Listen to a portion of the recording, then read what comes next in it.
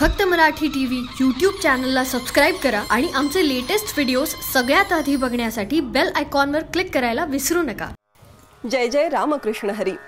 भक्ती पंढरी सोहळा कीर्तनाचा या भक्तिमय सोहळ्यात सर्व हरिभक्तांचं मी डॉक्टर समीरा गुजर जोशी मनापासून स्वागत करते। सर्व भारतीयांच्या मनात दाटून राहिलेला घनश्याम मेघ म्हणजे कृष्ण। श्रीकृष्णाची सगळीच रूप मनोहर, गीता सांगणारा श्रीकृष्ण, गोप गोपींबरोबर रास रचणारा श्रीकृष्ण, दुधादयाची चोरी करणारा श्रीकृष्ण, दुष्टांचं निर्दालन करणारा श्रीकृष्ण। एका भावगीतात म्हटल्याप्रमाणे तू शब्द ओळी ओळीत, तू शब्द ओळी ओळीत, तू अर्थ मधुर गीतेत, तू ताल भक्ती गीतात, तू सुरासुरात सुगंध, नाम तुझे घेता गोविंद, मनी भरून वाहे आनंद, मनी भरून वाहे आनंद। मागील भागातही श्रीकृष्ण लीलेचा असाच आनंद घेण्यात आपण रममाण झालो होतो। चला तर आनंदाची तीच धारा पुढे प्रवाहित करूया। ऐकूया हरिभक्त परायण कीर्तनकार केशव महाराज उखळकर यांच्या कीर्तनाचा हा पुढील भाग। हरिकथा सगळ्या करताचे, दीन दुबळा उंच नीच, ज्ञानी अज्ञानी, जनावरा करता सुद्धा, जनावराच्या लोक पाया पडतात।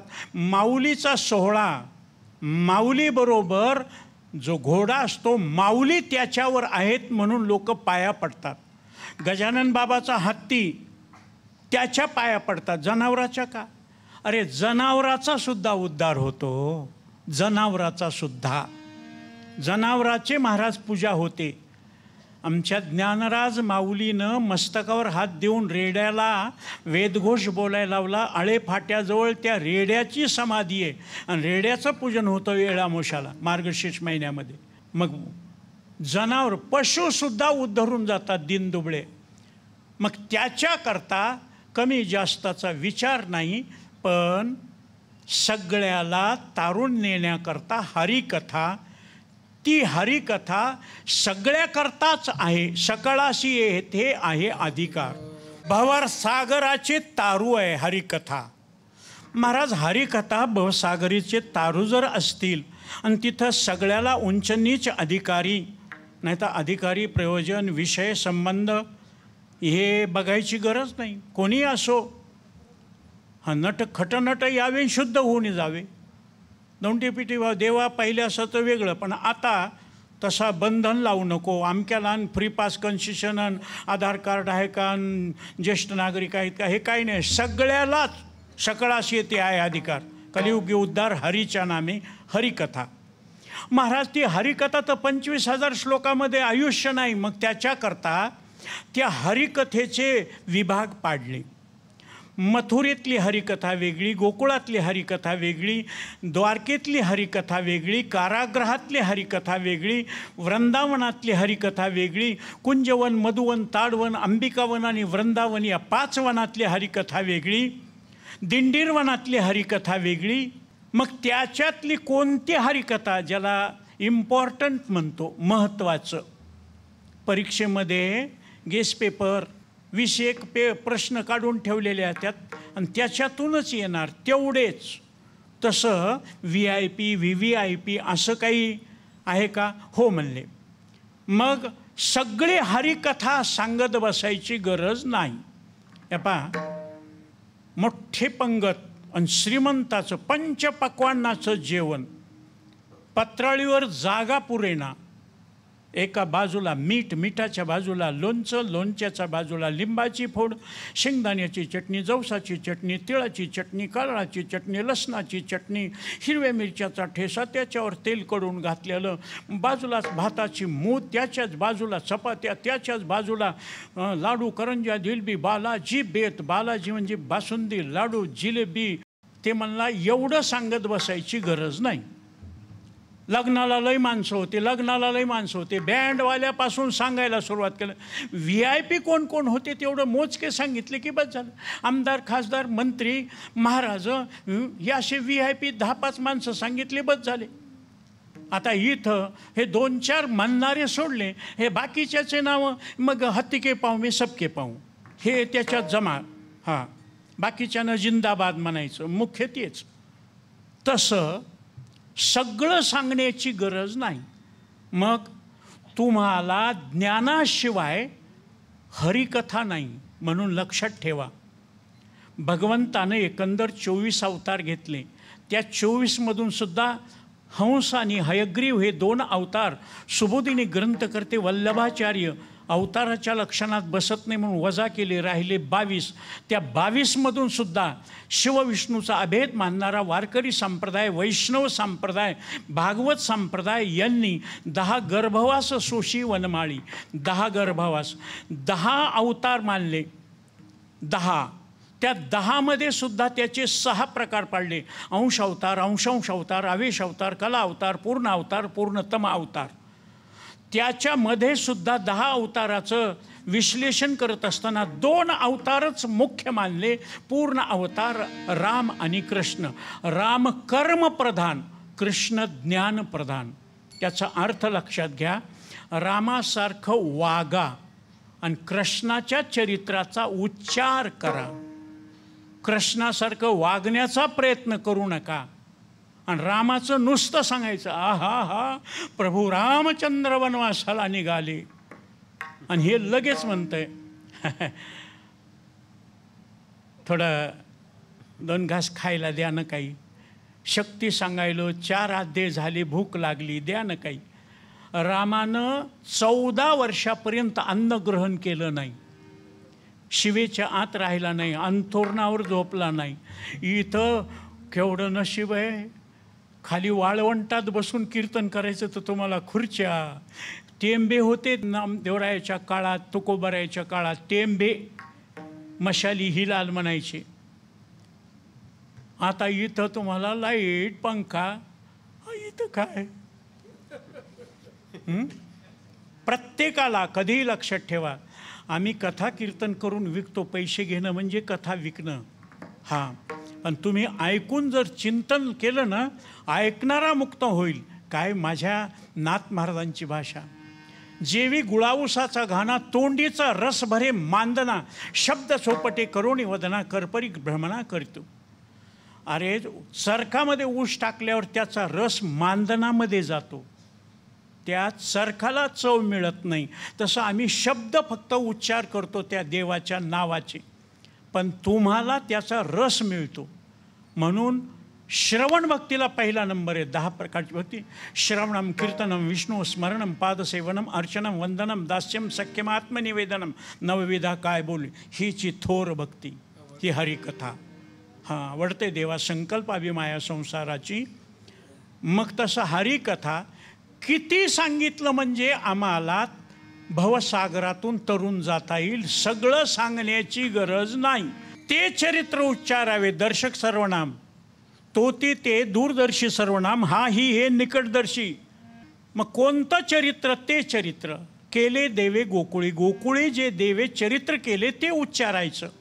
मग गोकुळामध्ये जे चरित्र केलं, महाराज तुम्ही सांगितलं आता ज्ञानप्रधान चरित्र आहे, आणि गोकुळामधलं, अरे बाबा गोकुळामधलं चरित्र ते ज्ञानप्रधानच आहे, पण त्याचे 2 पद्धती. ज्ञान 2 प्रकारचं, परोक्ष ज्ञान आणि अपरोक्ष ज्ञान, हे 2 पद्धतीचं ज्ञान आहे. म्हणून कृष्णाचं सुद्धा गोकुळातलं चरित्र 2 पद्धतीचं. ए दसे चरित्र केले नारायणे, रांगता गोधने राखिता. काही माणसं म्हणतील, महाराज तुमचं एक लग्न झालं नाही, बाकीच्याचे लग्न झाले तर लेकरं रांगतात, आम्हाला कळतं, माहीत आहे. पण देवाच्या रांगण्यामध्ये आणि जीवाच्या रांगण्यामध्ये कोणता फरक आहे? आमच्या संतांनी सांगितलंय, देव कसाही रांगत नव्हता. देवानं रांगायला सुरुवात केल्यापासून, आणि कसा? 2 तळवे जमिनीवर टेकले, डावा गुडगा टेकला आणि उजवा तळपाय टेकला. अशाच पद्धतीनं का रांगला? त्याचं कारण आहे, ही पृथ्वी पाप जास्त झाल्यामुळं गायीचं रूप घेऊन ब्रह्मदेवाकडे रडत आली. पापी जे अभक्त दैत्य जे मातले धरणीशी झाले ओझे त्यांचे, वत्सरूपी पृथ्वी ब्रह्म्यापाशी जाय, नेत्री वाहे तोही सांगत असे. गौर भूतवा अश्रुमुखी खिन्न वदना, क्रंदंती करुणम विभो, अक्रांता भूरी भारेन ब्रह्मांडम शरणम येयो. ब्रह्मदेव म्हणला, माझ्याकडे एकच सेक्शन आहे, only generation, G for generation, निर्माण करणं माझ्याकडे. मग चला इंद्राकडे. इंद्र म्हणला एका ब्रह्मदेवाच्या दिवसामध्ये 14 इंद्र मरतात, माझ्याकडं कशाला? आमदारानं, मंत्र्यानं, खासदारानं, सरपंचाकडं, सेक्रेटरीकडं जाण्याची गरज काय? मग इंद्र आणि ब्रह्मदेव त्या गाईला घेऊन शंकराकडे गेले. भगवान शंकरानं सांगितलं सगळंच खलास करू का? ह्या कडीच्या ट्रॅक्टरीला ट्रॅक्टरनं खलास नाही म्हणले. पीक ठेवायचं आणि तणकट फक्त काढायचं, पुण्यवान ठेवायचे आणि पाप्याला मारायचं. तसली चालाकी विष्णूला येते म्हणले. आपल्या औषधामध्ये गोली नावाचं, राऊंडअप नावाचं औषध आहे, ते फवारलं ना फक्त तणकट जळते, पिकाला काहीच धक्का लागत नाही. तसं तोंड बघून पुण्यवान आहे जिवंत ठेवायचा, पापी आहे मारून टाकायचा. ते तिकडं चला. ब्रह्मा, इंद्र आणि बरोबरी शिव चाललेले सर्व क्षीराब्दीशी तिथं आले. भगवंताची स्तुती केली. भगवंतानं सांगितलं काळजी करू नका, सगळ्याची मनोकामना, राम अवतारापर्यंत माझ्यावर कर्ज होतं, ते सगळ्याचं कर्ज फेडण्याकरता ऋण फेडावया धरला अवतार येतो म्हणले. गोकुळामध्ये येतोय. यादव समग्र भार तुम्ही सगळे भक्तमंडळी वगैरे, दुष्ट पापी पुण्यवान सगळेच या, सगळ्याचंच उदारी देऊन टाकतो कृष्ण. म्हणून देण्याकरता एकच कृष्ण अवतार. म्हणूनच काही द्यायचं असेल तरच राधा मोहन आहे. घ्यायचं असल्यावर आम्ही सगळे उखळ. उखळात काही टाकते माणूस, उखळातलं काही घेत नाही. पण भगवंताशिवाय आणि भगवंताची भक्त लाडकी लढीवाळ राधा, आणि राधेचं वर्णन सांगितलं मी. मूर्तिमंत प्रतीक कोणतं भक्ती, सर्वश्रेष्ठ भक्ती कोणती, त्याचं वर्णन. सा त्वस्मिन् परमप्रेम रूपा प्रतिक्षण वर्धमानम गुणदोषरहितम. आपली भक्ती कमी कमी होते, ती भक्ती वाढत राहते. सुख घडोघडी वाढो लागे. भक्ती वाढते म्हणून योगायोगानं तसं भगवान अशा पद्धतीनं रांगण्याकरता म्हणून दोन्ही तळवे जमिनीला टेकवले. सांगितलं मी आलो पाप्याला मारण्याकरता. डावा गुडगा प्रकृतीचं दिग्दर्शन, उजवा तळपाय सामुद्रिक चिन्ह भगवान कृष्णाच्या, पांडुरंगाच्या. माझ्या ज्ञानोबरायाला महाविष्णूचा अवतार का म्हणतात? जे महाविष्णूच्या पायावर चिन्ह ते माझ्या ज्ञानोबरायाच्या पायावर चिन्ह. ध्वज, वज्र, अंकुश, ऊर्ध्वरेखा, सुदर्शन चक्र, पद्म आणि जव. म्हणून पायाकडे बघून सुद्धा माणसाला शुभ शकून अशुभ शकून कळतो. त्याला पायगुण म्हणतात.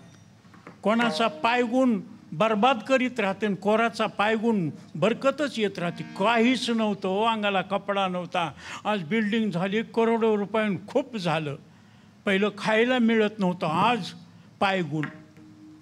आणि ऑपरेशन करणाऱ्याला औषध देणाऱ्याचा हातगुण. काही हातगुण असा आहे, खोकलाच राहीना, 3 दिवस राहते, पुन्हा येते, ढास लागती. मला एकच औषध देतो, 1 कप एंड्रील प्या. पुन्हा जर खोकला आला तर महाराज मी आत्महत्या करील. आता एंड्रील पेल्यावर माणूस मरण, मेल्यावर खोकला येते का? मरणं नाही, माणूस जिवंत ठेवून दुःख नाहीसं झालं पाहिजे. तसं आहे का हातगुण, हातगुण पायगुण. मग आता पायावून कसं ओळखायचं? समचरण, सम विषम नाही. काही पायाकडे बघितल्यावर जुन्या काळचे सामुद्रिक चिन्ह पाय कसे असावेत. ज्या माणसाचा पाय जमिनीवर सपाट पडतो तो भाबड्या वृत्तीचा असतो, कानाचा कच्चा असतो, चाडीवर विश्वास ठेवणारा असतो. लोक त्याला फसवतात. कानाचा कच्चा, कोणी काही सांगल ते त्याला पटते. ज्या माणसाचा पाय जमिनीवर टेकवल्यानंतर बोट, पंजा आणि टाच चिटकते, मधली बाजू उंच असते, तो मनुष्य सगळ्याच ऐकतो पण मनातलं सोडित नाही. तुम्ही सांगा त्याला, हो होच म्हणतंय, पण करायचं तेच करतंय. ऐकावे जनाचे, करावे मनाचे. ज्या माणसाचा पाय जमिनीवर टेकल्यानंतर पायाच्या अंगठ्याजवळचं बोट अंगठ्यापेक्षा थोडं लांब असतं, तो समंजस असतो, दुसऱ्याला मान देणारा असतो, कधीच दुःखी होत नाही. त्याला तोंडावर शिव्या द्या, कधी रागात येणार नाही, सांगल ते ऐकणार, सहनशील असतो. ज्या माणसाचा पाय जमिनीवर टेकवला, पायाच्या अंगठ्याजवळचं पहिलं बोट अंगठ्या इतकंच किंबहुना आकुड असतो, ते तरकटी असतो, ह्याकडे असतो, कोणाचंच ऐकत नाही. नियम मोडणं हाच त्याचा नियम, कधीच नियमात नाही. महाराज 4-4 माणसं तिथपर्यंत आले. भजन सुरू करायचं का महाराज, शी येईपर्यंत मी आंघोळीलाच आहे, दाढीच करायलो, गंधच लावायलो, कपडेच घालायलो. ज्या माणसाचा पाय जमिनीवर टेकल्यानंतर पायाची करंगळी थोडी का होईना आदर राहते, तो मनुष्य आतल्या गाठीचा. किती समजावून सांगा, शब्दा द्या, वचनं द्या, पैसे द्या, पण मोक्याच्या वेळेस बदलणारच. मध्ये जाईपर्यंत हो हो हो म्हणणार, कोणाच्या गाडीत बसल, कोणाचा जिंदाबाद म्हणतील, कोणाचा झेंडा घेतील, कोणाचं काही सांगता येत नाही महाराज. योग मोठा गमतीचा. तिथं गेलं की बदलतंयच आणि पुन्हा तेच म्हणते, असं कसं झालं, तेच म्हणते, बिघडतंय तेच आणि म्हणतंय तेच. करंगळी ज्या माणसाचा पाय झालं, या दोघा तिघानं तर माझी करंगळी बघितली.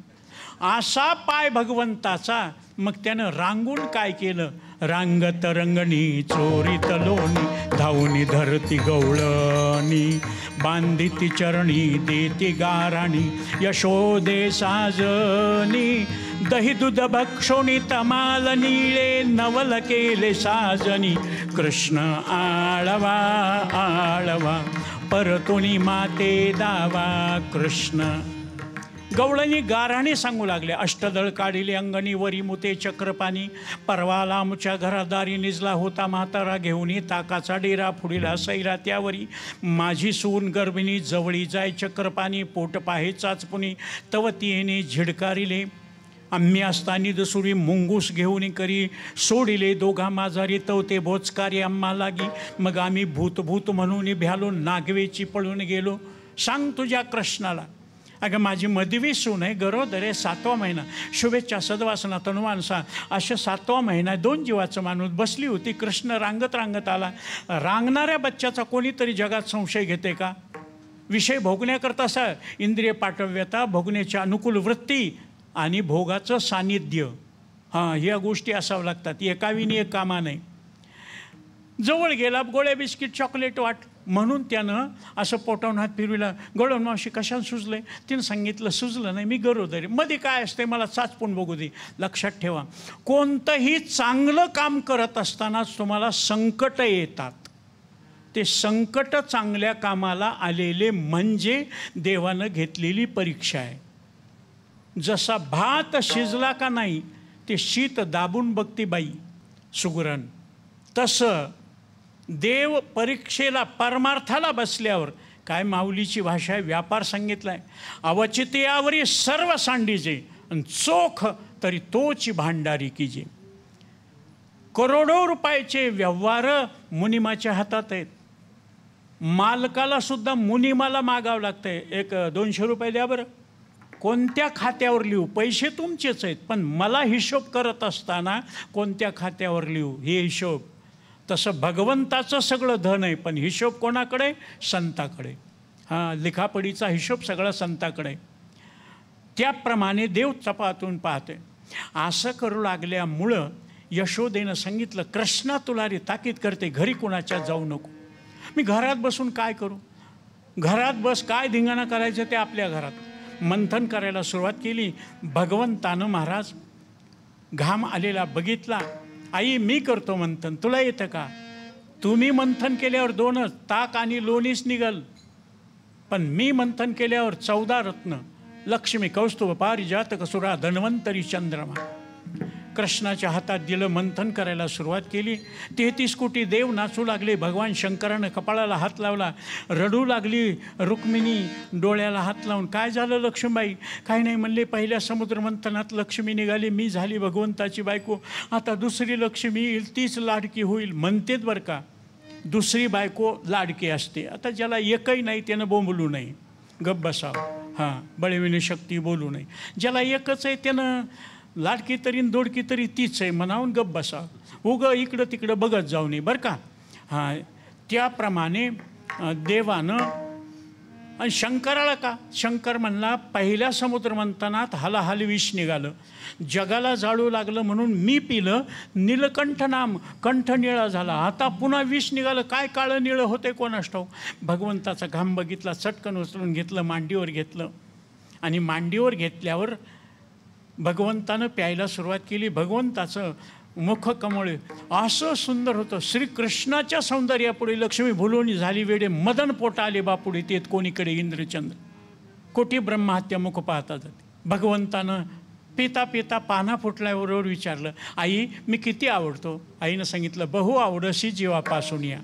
माणसं म्हणतात, काही काही माणसं कोणालाही म्हणतात, सगळ्यात आवडती तूच, सगळ्यात आवडती तूच, पण मेळ लागू देत नाहीत.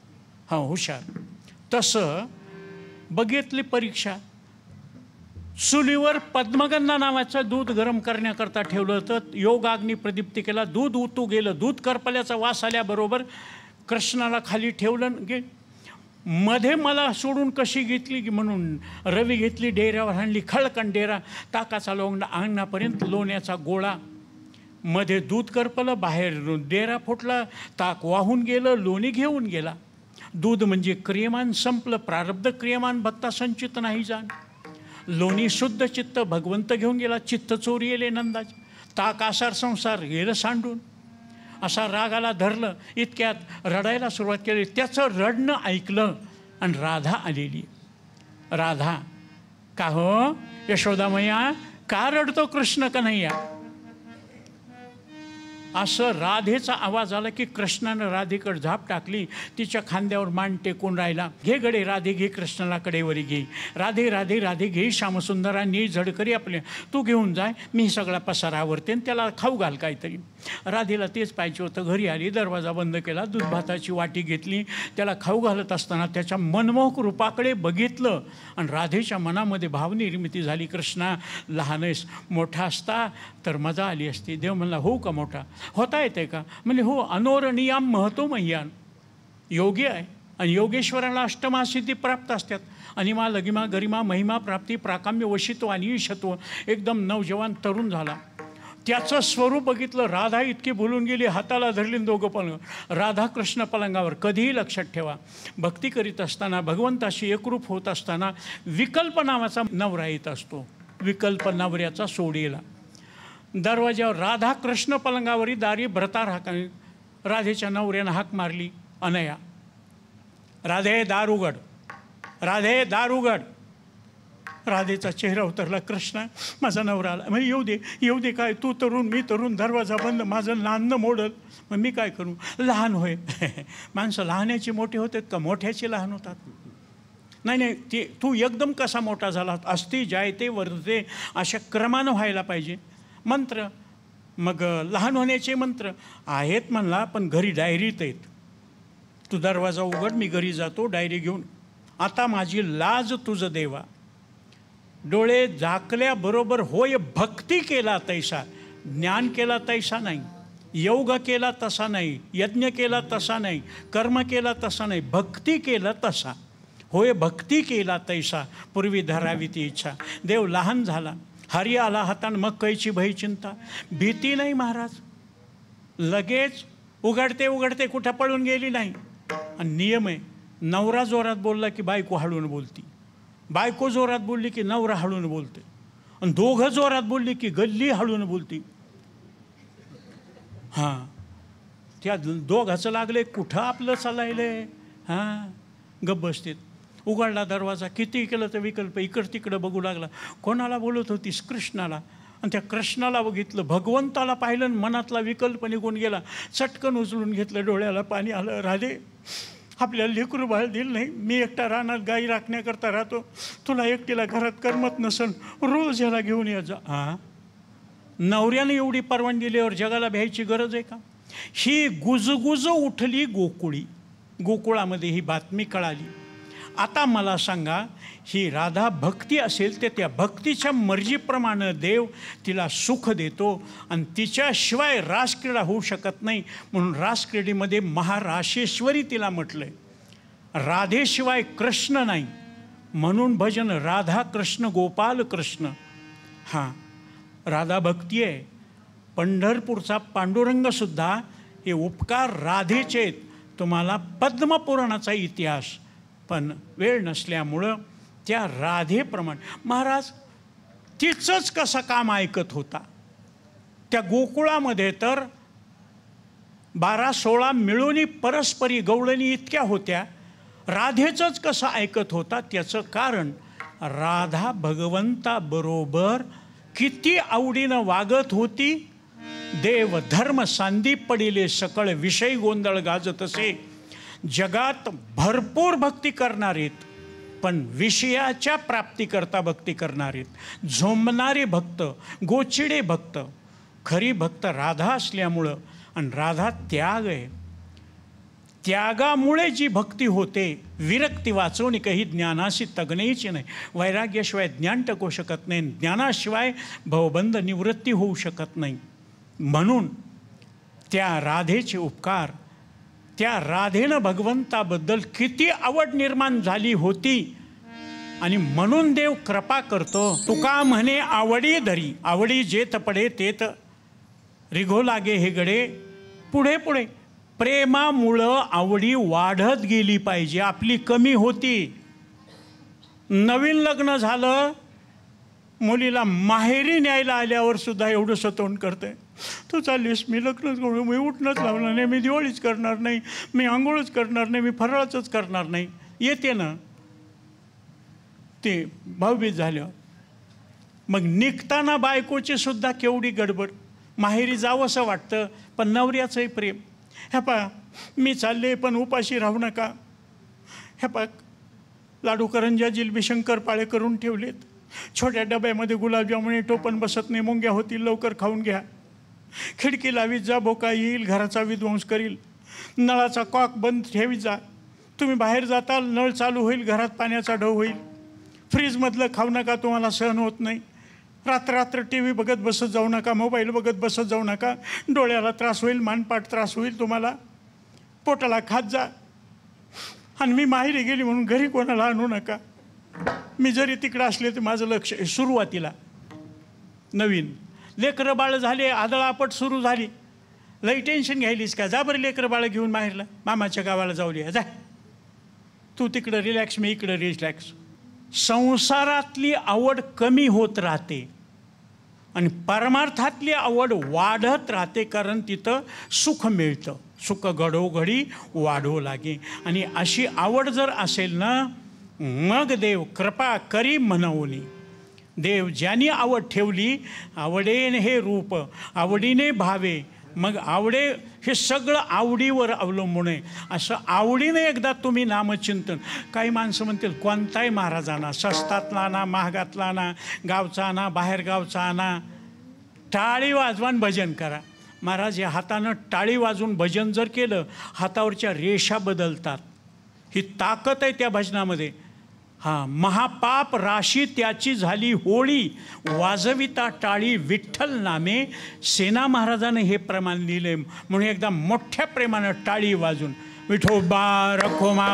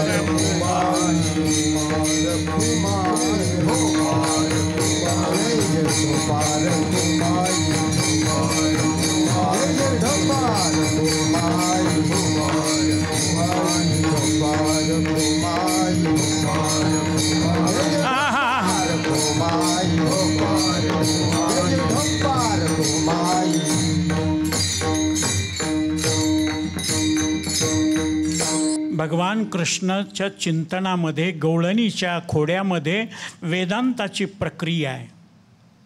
अष्टभोगाचा निषेध केला म्हणून अष्टदळ काढल्या अंगणींवरी मोते चक्रपाणी. महाराज आम्ही असता नितसुरी मुंगूस घेऊन करी सोडिले दोघा. माझारी प्रकृती पुरुषाच्या मिलनाला सांख्यशास्त्रामध्ये मोक्ष म्हटलंय. असा मोक्ष सहज आहे का? प्रतिबंध कोणता? विकल्प नावाचा मुंगूस. अभाना पादकावरण, असत्वा पादकावरण. खरंच आहे का? हे झालं असेल का? अरे एवढं प्रभू रामचंद्राचे रामसेतू असून सुद्धा पुष्कळ नास्तिक म्हणते राम झालाच नाही, पोथ्या पुराणातच आहे, खरं झालंच नाही. दगड कुठं तरत असतात का? आजही दगड तरलेले. आजही गोरोबा काकाच्या मंदिरामध्ये गोरोबा काकानं घडवलेली वीट कुंभारानं ती तरते पाण्यावर. ही ताकद आहे. योगायोगानं तसं भगवंतानं ती खोडी सांगितली. मग भगवंताच्या या खोड्या सांगत असताना वेदांताची प्रक्रिया पटवून देण्याकरता दृष्टांताचं रूपक केलं आहे. दृष्टांतामुळं सिद्धांत कळावा. सिद्धांत कळाला की दृष्टांत विसरून जायचा. जसं शेंगा विकत आणल्या, घरात आहे तोपर्यंत टरपला सहित सांभाळल्या. शेंगदाणे खावेसे वाटले, शेंगा फोडल्या, शेंगदाणे काढून घेतले, टरपल वतलाला किंवा उकिरड्यावर. तसं दृष्टांतच गुंतायचं नाही. सिद्धांत कळाला की दृष्टांत विसरून जायचा. म्हणून भगवंतानं ह्या कथा कीर्तनाच्या माध्यमातून, हरिवंश पुराणाच्या माध्यमातून भगवंतानं हे वेदांत सांगितला. असा वेदांत जर शब्दाद्वारे सांगायचा असेल, अभानापादकावरण, असत्वापादकावरण, प्रमेय संभावना, प्रमाणासंभावना, विपरीत भावना, असं अवघड वाटतं. त्याच्यामुळं हे सोपं सांगितलं.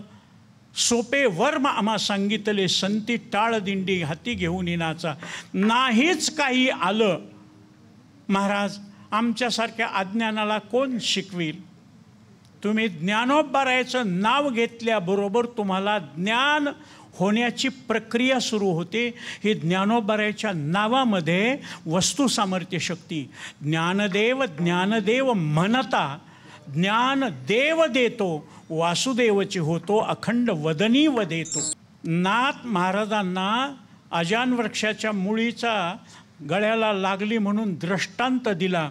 आणि ती अवघड असणारी भगवद्गीता, गीता अलंकार नाम ज्ञानेश्वरी, ती ज्ञानेश्वरीसुद्धा अवघड असल्यामुळं ती आणखी सोपी करण्याकरता नाथ महाराजांना बोलवून घेतलं. श्री ज्ञानदेवे येऊनी स्वप्नात सांगितली मात मजलागी, दिव्य तेज पुंज मदनाचा पुतळा परब्रह्म केवळा बोलत असे. अजान वृक्षाची मुळी कंठासी लागली, येऊनी आळंदी स्थळी काढी वेगी. मग आले नाथ महाराज. सगळे लोक म्हणले कोणी उठलं ज्ञानोबरायाच्या भेटीला भुयारात जाईल. मग कोणालाही जाण्याकरता प्रतिबंध, परीक्षा करतो अन्यथा करतो. पांढरा नंदी होता सिद्धेश्वराच्या मंदिरासमोर. आता दगडाचा दिसतोय काळा, पण त्यावेळेस पांढरा. उठविला नंदी शिवाचा ढवळा, उघडेली शिळाविवराची. ढवळा म्हणजे पांढरा नंदी संगमरमरी. त्याला विनंती केली नाथ महाराजांना, उठ बाबा, माऊलीनं मला बोलविले. ज्ञानोबराय रेडा बोलू शकतेत? एकनाथ महाराजानं दगडाचा नंदी उठवला, बाजूला नेला. ही शक्ती कोणाची? ज्ञानोबरायाच्या सेवेची. आणि ज्ञानोबरायाचं चिंतन केल्यावर ज्ञानोबराया त्याला वाया जाऊ देत नाहीत.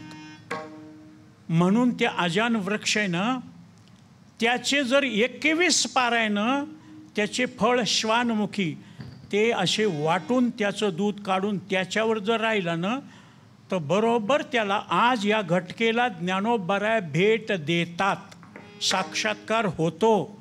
आमच्या जोग महाराजांना योग अभ्यासाची प्रक्रिया करत असताना स्पंदन कमी जास्त होऊ लागलं. लगेच त्यांनी पहिलवानी योगाभ्यास सोडला आणि त्यांनी सांगायचं, मी मागच्या जन्मामध्ये ज्ञानोबरायाच्या पालखीचा भोई होतो, त्यावेळेस पालखी खांद्यावर वाहिली, आज एवढा मोठा अधिकार मिळाला. त्यांनी स्थापन केलेल्या संस्थेतून परदेशामध्ये महाराज महामंडलेश्वराच्या जागेपर्यंत मोठमोठे महात्मे गेले. ही जोग महाराजांची कृपा. आणि त्या जोग महाराजांनी ज्या ज्ञानराज माऊलीचं चिंतन केलं, आपणसुद्धा त्या ज्ञानोबरायचं चिंतन करायचं, टाळी वाजवून भजन करायचं, माऊलीला एकच प्रार्थना करायची की आमच्यावर आलेला हा कोरोना नावाचा रोग नाहीसा करा, मंदिरं मोकळे करा, वारकरी संप्रदाय, वैष्णव संप्रदाय, भागवत संप्रदाय सगळीकडे त्रैलोक्यामध्ये उभारीला ध्वज तिही लोकावरी, अवघेची त्रैलोक्य आनंदाची आता. म्हणून एकदा मोठ्या प्रेमानं टाळी वाजवून देवालाच विनंती करायची की तुम्ही हे संकट आमच्यावरचं नाहीसं करा. ज्ञानेश्वर माऊली, ज्ञानराज माऊली तुकाराम, जय जय ज्ञानेश्वर माऊली, ज्ञानराज माऊली तुकाराम, ज्ञानेश्वर माऊली, ज्ञानराज माऊली तुकाराम, ज्ञानेश्वर माऊली, ज्ञानराज माऊली तुकाराम. हां एकदा तुकोबा यायचं. कारण आपल्या वारकरी संप्रदायाचं सुरुवात अधिष्ठान, खाली पाया ज्ञानराज आणि शेवट कळस आहे तुकोबा आहे. म्हणून ज्ञानदेव तुकाराम हे भजन आहे ना. ज्ञानोबा यायचं झालं, आता तुकोबा यायचं. कारण वैराग्य आल्याशिवाय ज्ञान टिकत नाही आणि ज्ञानाशिवाय मोक्ष सुख मिळत नाही. वर हात आहेत का सगळ्याला? आणि एकदा जोरात तुकोबा यायचं. मृदंगवाले ऐकत नाहीत, टाळकरी ऐकत नाहीत का? आपण हातावर चिन्ह आहेत, हे चिन्ह दुःखाच्या रेषा नाहीशा करण्याची ताकद तुकोबारायच्या नावात आहे. म्हणून एकदा जोरात, कोण ऐकत नाही, तुकाराम तुकाराम तुकाराम तुकाराम तुकाराम तुकाराम तुकाराम तुकाराम तुकाराम तुकाराम तुकाराम तुकाराम. हा हा हा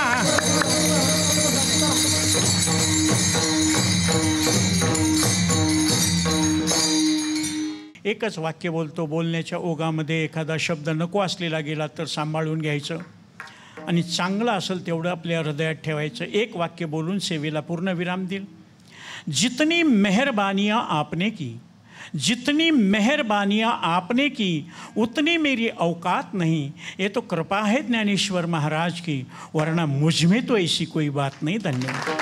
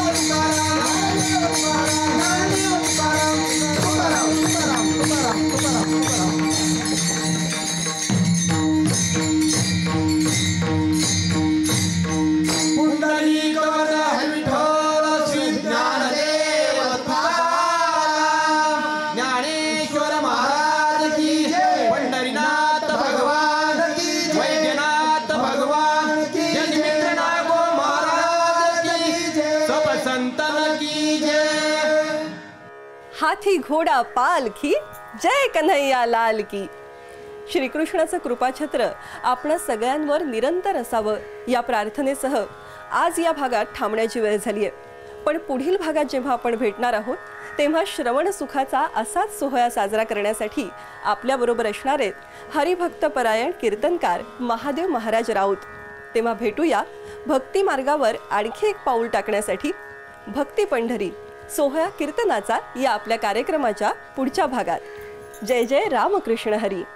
आवता मने हाची भक्ती मार्ग धरा, हाची भक्ती मार्ग धरा. तेने मुक्ती द्वारा ओळंगते, मुक्ती द्वारा ओळंगते, तेने मुक्ती द्वारा ओळंगते. वारकरी संप्रदायाच्या पूर्णपणे बीजाची पेरणी करून वारकरी संप्रदाय ज्ञानेश्वर महाराजांनी नामदेवरायच्या माध्यमातून प्रसारित आणि प्रचारित करण्याचं काम सावता महाराजानं त्यांच्या मळ्यामध्ये केलेलं आहे.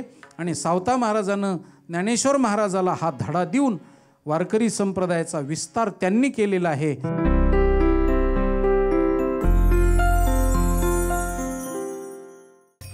असेच भक्तिमय कार्यक्रम बघण्यासाठी आमचं फक्त मराठी भक्तिरंग यूट्यूब चॅनल सबस्क्राईब करा आणि बेल आयकॉनवर क्लिक करायला विसरू नका.